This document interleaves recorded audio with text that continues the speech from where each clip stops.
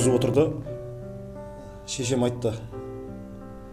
Енді Русабет қой, тіл маманы, орыс тіл маманы.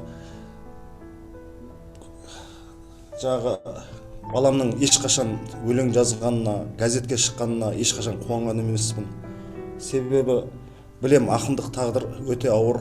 Маяковский, Некрасов сияқты, Горький сияқты жазушылар, олардың бәрін жерден шағып майын ішкен адам. Шешем сол кезде солардың тағдырын қайталамасын, Мұқағалидың тағдырын қайталамасын деп сол кезде бір сөйлегенісі бар. Жаңа балалар менен сұрайды, ағай, сіз сияқты болғымыз келеді, сіз сияқты ақын болғымыз келеді деп.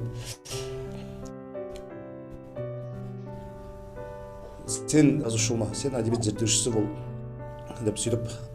Енді ақыл айтатын жас емеспін дейін десем де, осы кеше ғана 36-ға толдым. Сөйтсем ел ағасы, жігіт ағасы болып қаппыз. Келген жылдар берекесімен келе берсін сізге. Енді көркемсіз шебері біздің оқырмандарымызды тыңдасақ, 9-шы сынып білім алушы. Дәурен Айманбетов, Қараша. Қара шайы, қара суы, қара жел түр аласырып, қара сырап тірлік көзі, қара отқан жер асын қара асынып. Қара сөзді есіп өлен, қара кеуім есінеген, қара құра қарбаласқан, қара кеште кешігемен. Қара ғашта салқын кәрі, қара қарға қарқалдары, қара олдап қой шымалын, қаралымын зар тыңдады.